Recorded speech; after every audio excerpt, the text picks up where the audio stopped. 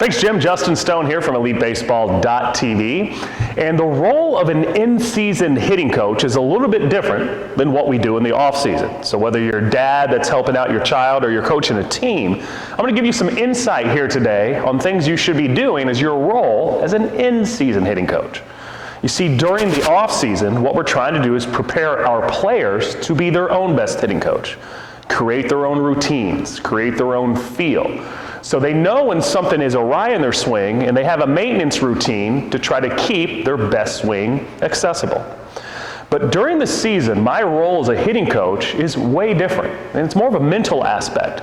I have two things: question, probe, and in each of those, we're trying to have a conversation.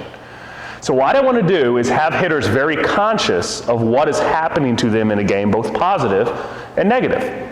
I think so many times as hitting coaches, we dwell on the negative.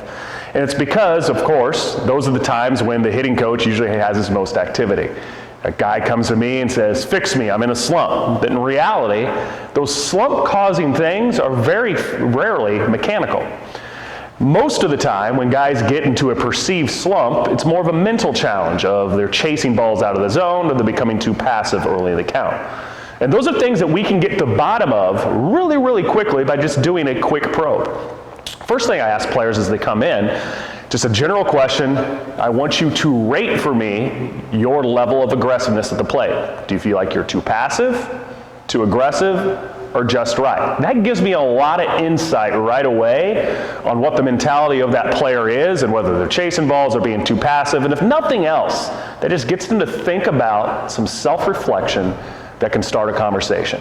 I need my players to talk to me constantly during this in-season part, because I want to know how they're getting attacked, how they're approaching how they're getting attacked, and can they make quick adjustments subconsciously. So we don't want players to overthink what's happening in the batter's box. We want them to read and react.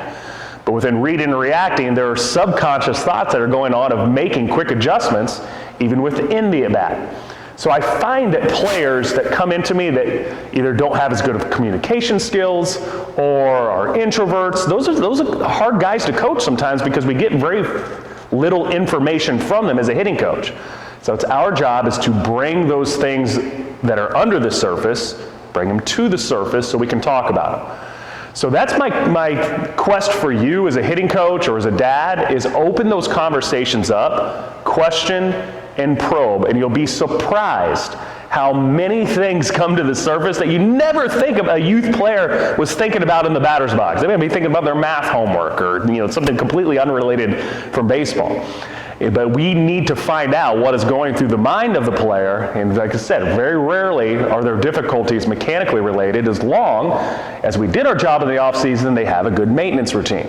So find out, what are they reacting to, what are their thought process within the game that we can help them with and streamline their approach then to have success during the game.